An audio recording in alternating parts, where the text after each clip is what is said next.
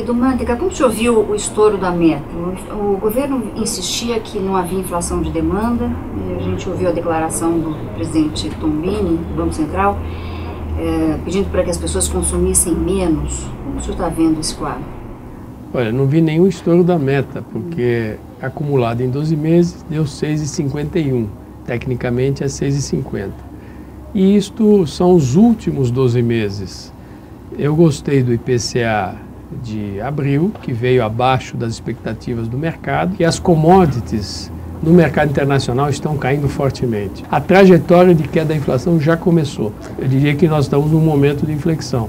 Existem várias categorias de trabalhadores influentes e muito mobilizados que vão renegociar seus salários agora no segundo semestre, né? O senhor teme que a mobilização dessas categorias gere novas pressões, porque eles vão buscar salários, vão rediscutir os salários deles no momento em que a inflação está muito alta, né?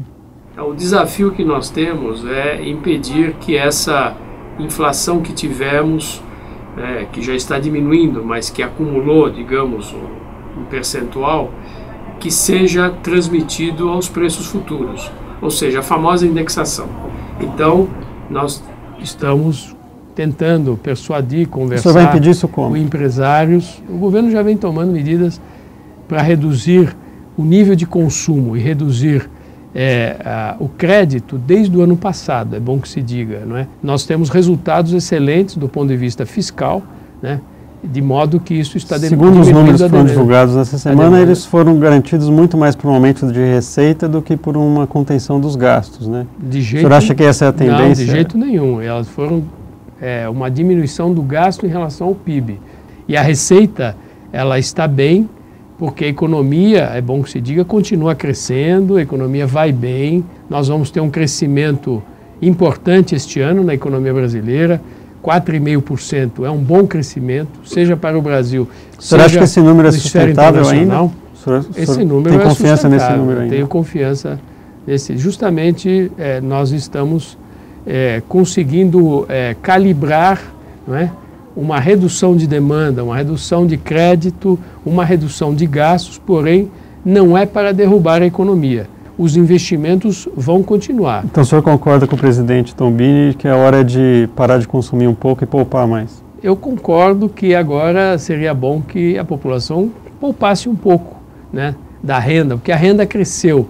O senhor disse essa semana numa audiência no Congresso que o ex-presidente Lula poderia ter retaliado a Vale por discordar da política de investimentos da empresa durante o governo dele. O que o senhor quis dizer com essa expressão?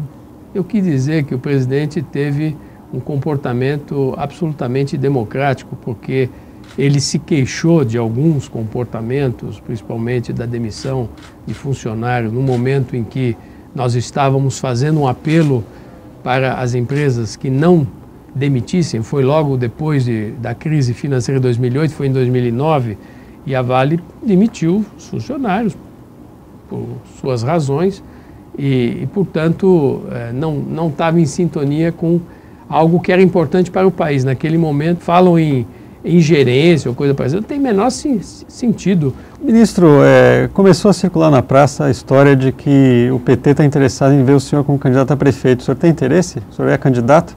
Olha, eu li isso na Folha de São Paulo, então eu não estava sabendo. Ninguém me consultou a respeito, portanto, eu acho que... essa ideia? Não, eu acho o seguinte, que o PT tem muitos candidatos bons para esse tipo de cargo, não precisam de mim, e eu estou concentrado no meu trabalho no Ministério da Fazenda.